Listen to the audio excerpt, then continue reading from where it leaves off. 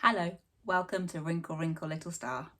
My name is Sam. Today I wanted to talk about New Year's resolutions. I keep going to say New Year revolutions, not too sure why. They're a bit of a funny one, aren't they? Back in the day, when I think I would have probably got some kind of women's magazine, I think I would have been setting goals that were smart, that whole specific, measurable, achievable, realistic, targeted, and then beating myself up for not actually achieving them or just forgetting about them halfway through the year. But I think we live in different times now. I have seen so many people on my social media feed saying either they're not setting setting resolutions, or if they are very much of the self-care ilk, or they are resolutions to slow down this year and take care of themselves. And I think in any year, that's a good thing, but particularly taking into account what we've been through over the last couple of years, I think that's brilliant. For me personally, I have kind of made resolutions. I would call them gentle resolutions. And I don't know, I went about it a bit of a different way this year, maybe. You may have seen on my social media, on my Instagram, that I'd read Atomic Habits recently. And one of the tips I got from there was doing a kind of end of year review, which sounds very businessy. But actually, especially given how busy last year was in terms of just getting through the year, it was a great opportunity to sit and take stock of actually what happened during that year.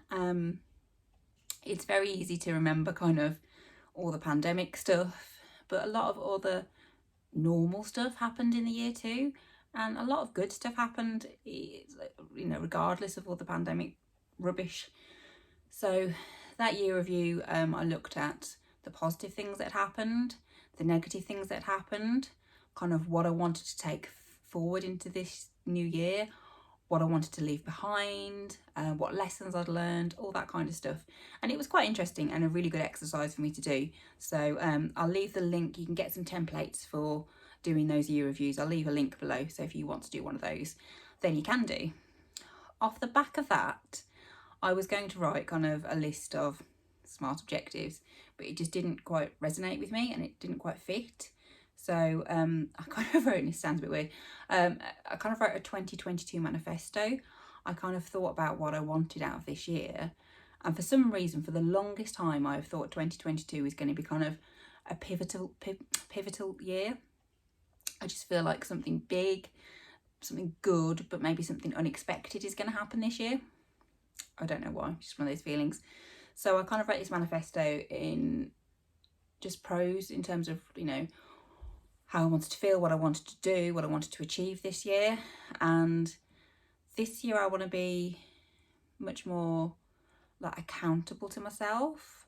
But I also want to open up a bit more on social media. I've been reading, Know Your Worth by Anna Mathor. Sorry if I'm saying her surname wrong, I'm not sure how you pronounce it. And I just read the chapter last night about vulnerability. I'm not very good at being vulnerable to people. And one of the ways I can do that is by opening up and sharing what I'm going through and what I hope to achieve and how that's going with people, in the hope that it kind of helps other people that may be in a similar position. Don't know, but this is what I'm going for. So this year for me is kind of about stepping up and taking up space. I'm not always the most confident of people, and I'm not always I just don't take up space. I feel like I should be small and in the corner and just kind of fitting in and not being too loud or too boisterous. And I don't want that. I just want to be able to be me and just enjoy that and make the most of it. So that's one thing. I want my talents to shine through. And when I read that out, that sounds really arrogant to me. But then everyone has a talent. It's not like I'm saying, oh, I'm really talented. It's just that I have my own personal talents and you will have your own personal talents too.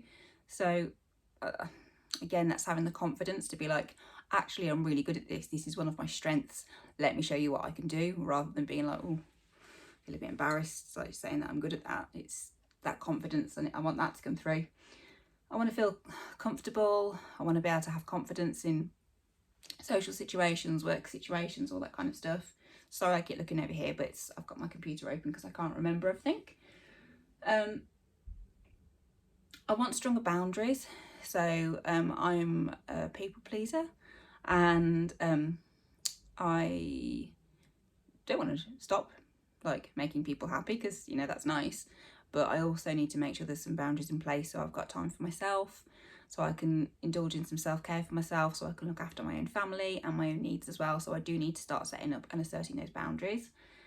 But that said, I also need to tear down some walls, and I need to show that vulnerability and let people into who I actually am, and sort of like build those friendships a little bit more on stronger foundations. You know, conversations about the weather and COVID can only go so far. So that's something I want to do this year too. I want to have loads of fun with the family. Let's face it, the last couple of years have been challenging. So I want lots of belly laughs, lots of days out, hopefully a holiday. I just want to do small things too, like baking. I know a lot of people baked during the pandemic, but I was just trying to survive, so we didn't really. So just small things like that. I just want to have fun. And I've started doing a little journal. Like every night I sit down and I just write in bullet points what we've done as a family that's been fun that day, just because I am terrible at beating myself up that I don't think I've done enough. So by doing that, it helps me to look back and go, oh yeah, we did have fun, we did do that. And it's just so easy to forget, especially when you're going through a tough period. Hopefully we won't have any lockdowns this year, but we don't know. And if you're going through one of those, it's quite easy to get on a downward spiral.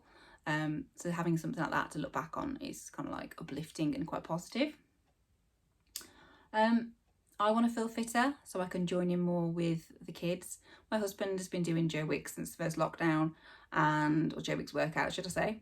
And that has made him super fit so he can run around with the boys, and I'm getting there.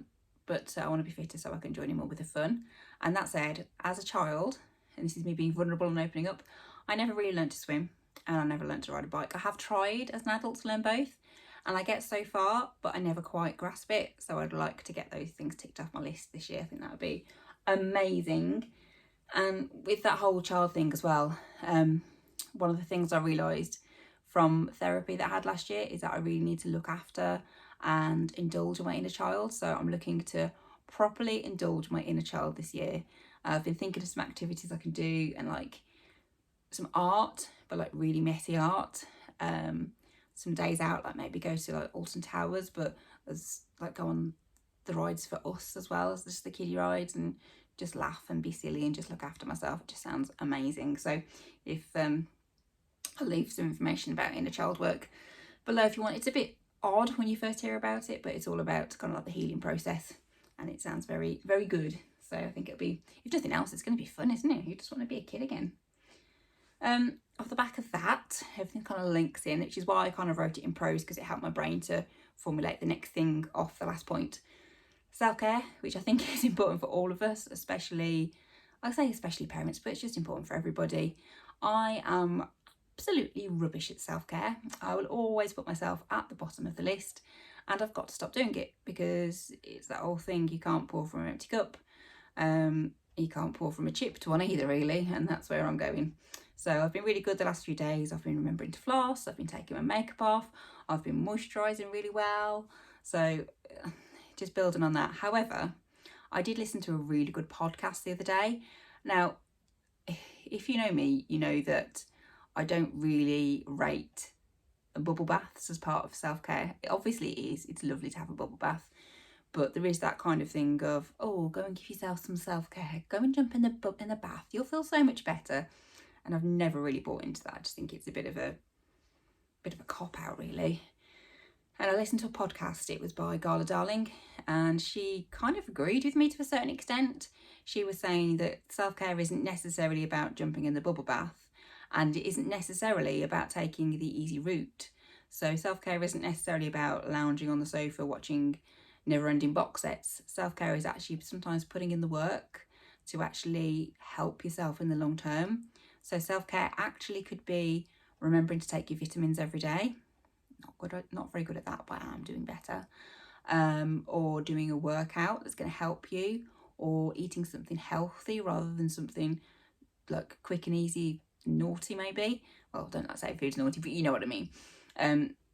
So yeah, it's not just a case of self-care, oh, I'm going to take loads of bubble baths.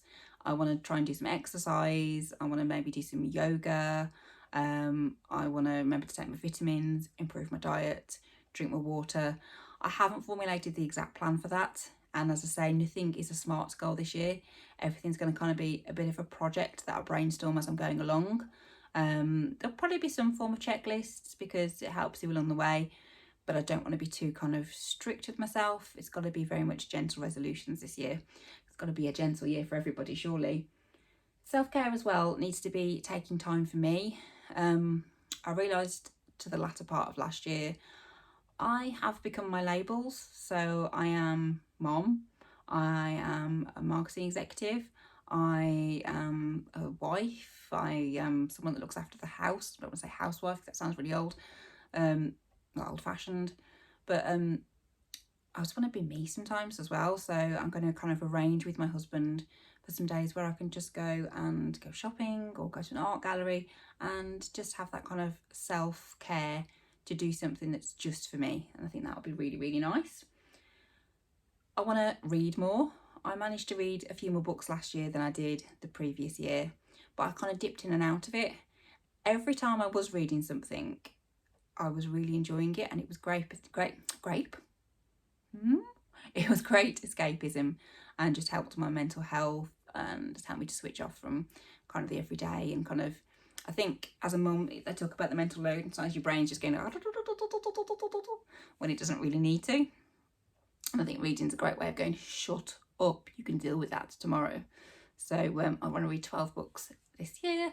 That's one a month, which should be achievable. And I want those to be a mixture of fiction and non-fiction. If you've got any recommendations of what I should read, please do let me know in the comments below, because I'm always looking for recommendations for books. Financially, I want this year to be the year where I can afford the lifestyle that I want. Now, for me, the lifestyle that I want isn't Gucci bags and posh cars. It's just like nice, you know, a nice-ish holiday in the UK, days out, a few more clothes, that kind of thing. I'm not kind of like a big spender anyway. My needs are quite small. Whether that will change in the future, I do not know, but that is me at the moment.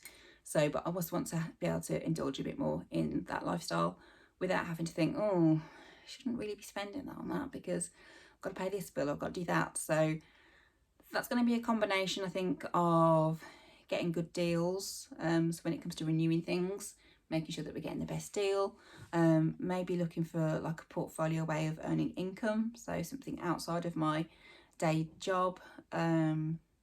I don't know exactly what that's going to look like, but I'm going to try a few different things and see what works for me, but I'm determined to make that happen.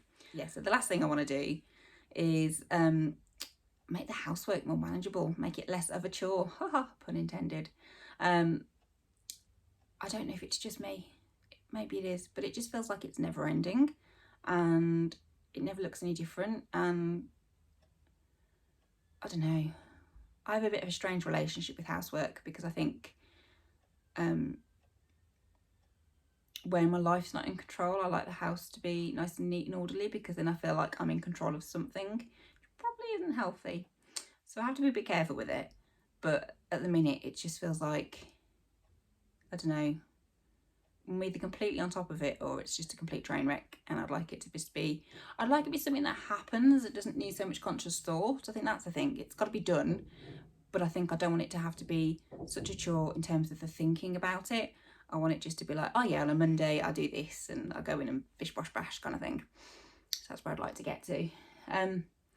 When I wrote that manifesto, I then kind of broke it down into bullet points of what I'm going to do. So a lot of it for the first stage is research and brainstorming. And then off the back of that, I will kind of take action. I've also kind of written not solid objectives, but kind of how I will know that I've achieved it. And a lot of those are quite soft ones. So it might be I've had some time to myself once a month for the 12 months. I've read 12 books. You know, there's no like by the 1st of July I will have blah blah blah blah. It's very soft and gentle, which is nice. I will keep you updated on how I'm getting on with my year. Like I say, I want this to be a kind of transformative year in a gentle way, and I've got a feeling it will be in a good way. So I'll carry you along with me for the journey, and I'll probably do like a monthly update at the end of each month just to let you know how things are going. I would love to know if you've made resolutions this year, and I would love to know what they are, so please leave them in the comments below, and I will speak to you again very soon. Thanks for watching. Bye.